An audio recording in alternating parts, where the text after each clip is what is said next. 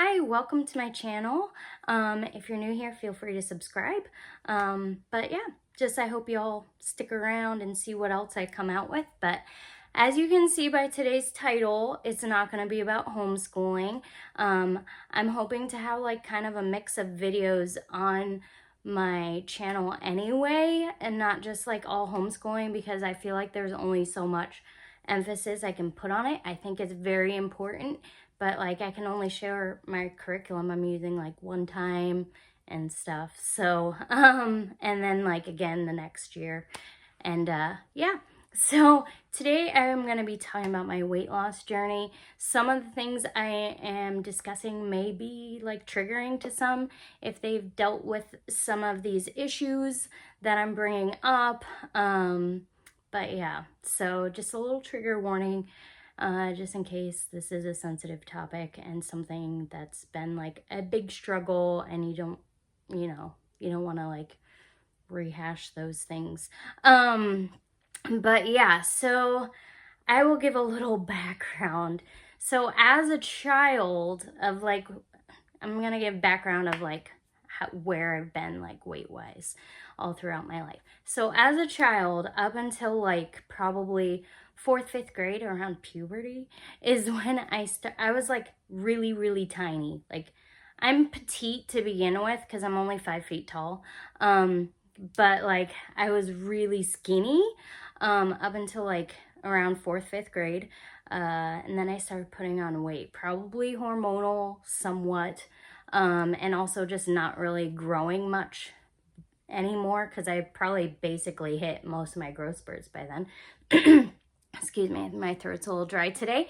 But yeah, so 4th, 5th grade, I started putting on weight. By like middle school and high school, I was like fairly, you could say I was overweight. I got picked on by like the most like popular boy, I guess, at my private school. He like said some things about me, and it was like the boy that like all the girls had a crush on. So it was like really devastating to me to be like kind of talked about behind my back and have it come back to me, especially at that crucial age. So yeah, so that was a part of it. And then I also, unfortunately, had a family member who was a chubby child and like thinned out in high school and then decided to pick on me. So it was a sibling who decided to start calling me fat all the time. I would cry, and then my mom one day finally just said, you need to cut it out. So yeah. So anyway, then like in high school around like 11th grade, my schedule was like jam packed. So I was eating small meals. I was moving a lot. I had to eat like as quick as I could to get out the door after school because I had something Monday through actually Sunday, because I was like in a youth choir too. So Sunday through, I'd say Thursday, were just like busy for me. And yeah, so I was just like go, go, go. And I lost a bunch of weight. My like this summer going into my junior year in high school, and then like continued to lose weight my junior year in high school, and I got really tiny. I probably lost like 30-40 pounds over the like, I don't know, maybe less than 6 months. And it was done healthily. I just was really active and just eating smaller portions, trying to eat healthier. And apparently me losing so much weight caused there to be rumors that I had an eating disorder, which I found out later on in my life that, oh yeah, by the way, people thought you had an eating disorder, which makes sense because this one girl that I knew from like 9th grade, because I switched back to public school in 9th grade. So like this girl I knew for like a couple of years, one day, like in the hallway by our lockers, because she had a locker a couple down from me. It's like, are you okay?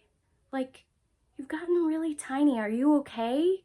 And I was like, yeah, I'm fine. So apparently there was a rumor going around that I was either starving myself or making myself throw up. Don't know which one, might have been both. But yeah, no idea who started that rumor. 11th grade was a really tough year for me. There's a lot of rumors going around about me, and it was not pleasant. But anyway, so I was teeny tiny. When I got married, super tiny. Then I started having kids. After my first, I lost the weight pretty quickly. But then the more kids I had, the harder it became to keep it off, because I had them, like, most of my kids are only like a year and a half, 2 years apart. So as you can imagine, it's like you start to lose weight from the pregnancy and then you're pregnant again. So it got really hard. And by the time I was done having kids, when I had my 10th was a difficult pregnancy. I was like practically living at the doctor's office. He just wasn't growing. So I had like NSTs, like non-stress tests, for those who aren't familiar. I had them, I wasn't even 35 yet. I was 34 when I had him. And that, because when you're 35, they make you do the NSTs anyway, just because you're technically a geriatric pregnancy. But I was 34 when I had him, but I had to have like the NSTs all the time. And that was like twice a week. And then ultrasounds as well regularly.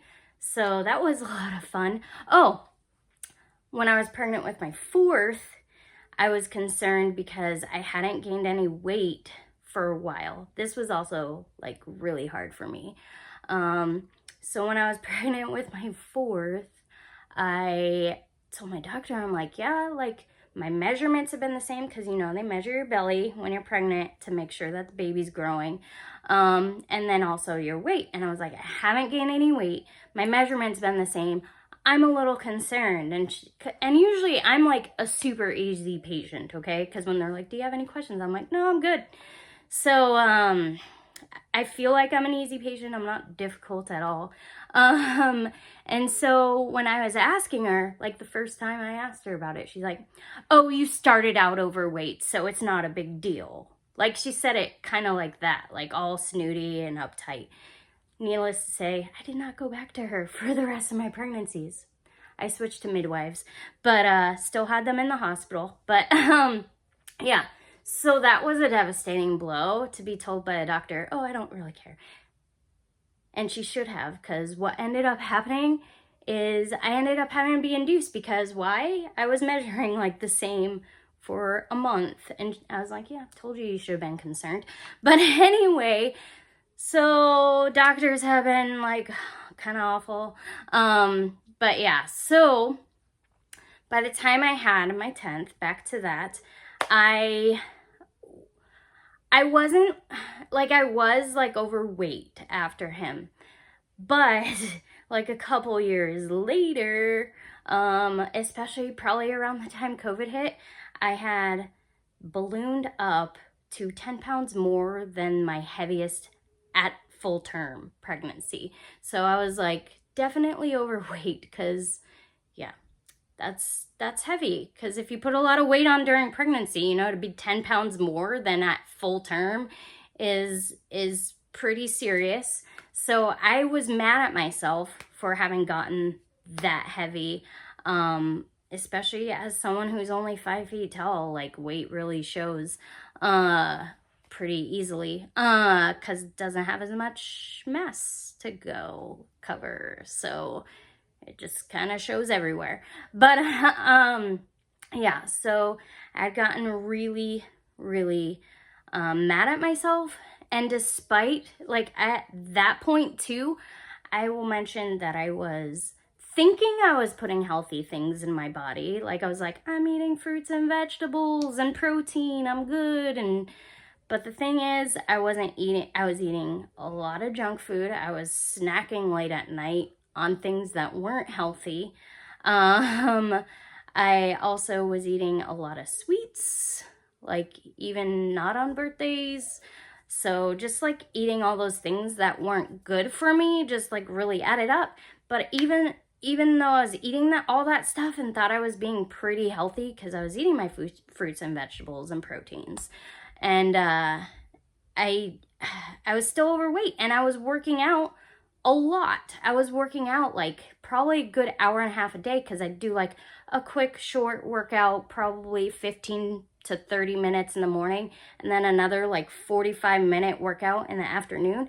And I'm like, why am I still like not small? Like, I'm still severely overweight. So I'm like, I gotta do something. I am mad. I can't believe I've let myself go this much. I feel like it's all my fault and no one else's.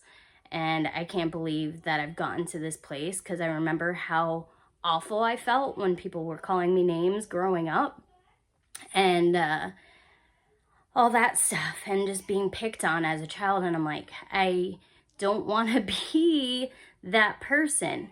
So I was like, I gotta find something. I'm like, I know I didn't want to do keto because I had some stipulations about that, but I'm not gonna get into it because I know it works for some people. It's not really for me. So I was like, I don't really want to do that. But then I knew I had some friends who had tried Trim Healthy Mama. And so I was like, you know what? It worked for them. I'm going to look into it. So what I did was I bought the book. I got the Trim Healthy Mama plan. This is not their first book. Their first book came out in 2012. This one's 2015. This is like a shortened overview of the plan. The one from 2012 is, I hear, way thicker, but it does the 2012 one does have like recipes in it. This one might have like a couple. I don't know. I don't think I got all the way to the back, but I read most of the book before I started. So it was very, very informative. I've heard people say it's basically just fuel cycling, which, if you're familiar with fuel cycling, that means you don't eat carbs or fats together. You eat one or the other. So you'll have and you have space in between. I think it's like 3 to 4 hours in between with this. I could be wrong. It could be 2.5 to 3. But I usually go, I'm busy, so I usually go quite a ways between meals. Not like too long that I'm like starving, but enough to know, hey, I've had enough time to burn that off. So anyway, this is what I got. I read it, and it made sense to me. So it's not just like the simplified version of it is, yes, it is fuel cycling. But there's more to it than that. I know it's easy to be like, oh, fuel cycling, that makes sense. But really, it's about what fuels you're also putting into your body. Because if you're putting in like this ultra refined carbohydrates that really aren't good for you, if you're still eating the same junk food that you were eating before, it's not gonna help. So this really, really helped me. Like with carbs, it's usually soaked or soured. Well, soured is kind of soaked anyway, because you soak the grains to make a sourdough starter. But so sprouted or soaked is what I meant to say. So sprouted, I know it gets bad rap, but I like Ezekiel bread, so I will use that just because it's quick and easy, store-bought thing if I don't have time to make sourdough. So yeah, and it's been really, really good. The main thing I've noticed, I will try to put somewhere in here like before photo, maybe like right here, so you kind of see, because I feel like I saw a picture of me from Christmas several years ago, and I'm like, man, I had so much inflammation in my face. And I'm like, it wasn't just from being overweight, it was like actual inflammation. So like, I don't eat sugar really, unless it's like sometimes on a special occasion I might cheat. But the thing is I know I can always start over. So and get back on track. It just takes discipline. Discipline is a huge thing. And so, yeah, so that's what I'm doing. I don't really eat sugar, very, very rarely I do. And when I do eat off plan, I can feel it. So I literally can feel inflammation in my body, like especially like in my back and some of my joints, like in my hands or my knees. I can feel the inflammation especially from sugar or like refined carbohydrates. Like I I can feel it. I'm not even joking. So I feel way better. I have more energy. And beyond that, I have lost so far around 50 pounds. It goes, I've kind of plateaued. I've been on it for 2 years now, and I've kind of plateaued where it's like 50, 55, around there, or even like 45. Between 45 and 50 pounds would probably be more accurate, is how much I've lost. So my goal is to lose about 15 to 20 more, and then I think I would be totally fine right there. But I do just need to get back on being focused and disciplined so that I can get back on track with losing the weight. I think I've just maybe gotten lazy a little bit. I still mostly eat on plan, but there's days where it's a challenge. But yeah, so 2 years, I've lost, like I said, 45, 50 pounds. It kind of fluctuates. Hope to lose like 15 to 20 more. But yeah, so it's been really, really good. I should say I also do work out still, because I, like, even when I was, before I lost the weight, when I said earlier that I was working out a lot, I still love working out, but I work out just once a day now, and it's usually like 45 minutes, and it's strength training mostly. So I really, really love working out. It energizes me, puts me in a better mood, and I can see definition that I didn't see before. So I'm thankful that I've discovered working out and eating healthy. So, because you can eat, well, you can work out a lot. What I learned, you can work out a lot, but still not lose any weight. So that is obviously clear for me, because yeah, I was working out more before, and I was at my heaviest. So yeah, if you're not eating right and fueling your body properly, then you're not gonna lose weight. And yeah, you definitely want to eat in a way that makes it, you don't want to overcomplicate it. That's one thing. Because yeah, you can like look at it, and you can look at this and feel super, super overwhelmed. But it's really a lot simpler than you think once you get used to eating this way. Yeah, it's a lot easier. I usually have like some set things that I have for lunches. I don't vary it too much, because I'm like, I don't want to buy like a ton of ingredients for lunches too. My family eats on plan at dinner time most nights, and if they're not, then I will eat something else. But yeah, so it's really quite an easy thing. It just takes some getting used to. I remember when I saw friends that were doing Trim Healthy Mama, that they were like talking all about, I need an S meal, I need an email, I'm doing a crossover today. I was like, I don't know what that means, and it seems so overwhelming. But then once you read the book, it just makes sense. So yeah, I will link the book below, and I will also link the cookbooks that I do have. I think I might have almost all of them. If not, then I don't know what one I'm missing. But I have like, I think all the cookbooks, and the one that came out last year that was for baking, which is awesome because there's a strawberry cake in it that is sugar-free and gluten-free. I think it's gluten-free. Pretty sure it's gluten-free because it uses baking blend, which doesn't have gluten in it. But I'm pretty sure it's gluten-free, but it's a strawberry cake, and it is seriously the best strawberry cake I've ever had, even compared to like full sugar ones. So I will share those cookbooks that I have in the comments, in the description as well as the starter book. I'll even put the one from 2012 in the comments, in the description as well, just in case you wanted to look at that one, because that might be actually a good one to start with, because it has recipes in it from what I hear.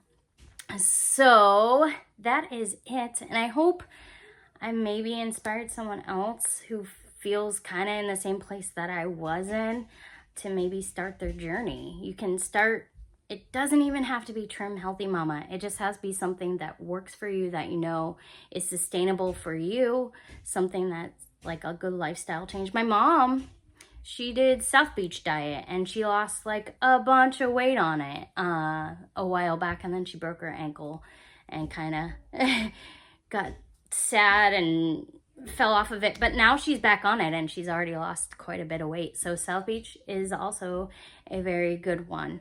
But yeah, so Trim Healthy Mama has worked for me. You could try keto if that's your jam. I just personally, it's just not my cup of tea because I do like carbs. So I'm like, I'm not totally getting rid of carbs. So keto, I know I've had friends it's worked excellently for. South Beach diet works great for my mom. Trim Healthy Mama worked great for me, worked great for some of my friends as well. So yeah, just go check out whatever it is that you think is doable for you. There's totally ways to do this that's budget friendly. I know people see ingredients and they're like, that sounds expensive. But I think there's even like a Facebook group for like budget friendly Trim Healthy Mama. But yeah, so that you can totally do it in a more financially cheaper way. But yeah, so I think that's kind of the case with anything. It's all about what you're buying. It sounds expensive, but really it's not as bad as you'd expect. Especially if you're like more conscious of picking things that aren't gonna cost you an arm and a leg, or you shop somewhere where you get some really good deals. So anyway, that is gonna do it for me. I hope some of you have been inspired by this video in some way. Maybe you're going down that path as well and have done Trim Healthy Mama and want to share, or done something else that's worked great for you and want to share that with me. That's awesome. Or yeah, I was gonna say something else and now I'm kind of going blank. But yeah, so I just really want to encourage you who feel stuck in a rut that you can do this. If I can do it, you can do it. You just have to get to that place where you're like, okay, I'm done. I'm fed up. I need to do something about this. And for me, a big part of it has also been my faith, like saying, hey, God, I need help every day. Just help me to make healthy choices, help me to make wise choices, not just with eating, but with everything in life. But just help me to make those choices that I know are good for me, that benefit my family as well. So it's just, you just really have to get to that place where you feel broken, because I definitely did. So, and my husband, I will say, has been amazing. He like still loved me and was attracted to me just as much as he, like, even when I was like 50 pounds heavier, he was still loved me just as much as he does now. And even now he's like, you don't need to lose more weight, stop. So yeah, so he's been very, very, very supportive. And yeah, so get a support system. That's a huge thing too. So anyways, that'll do it for me today, and I will see you all next time. Bye.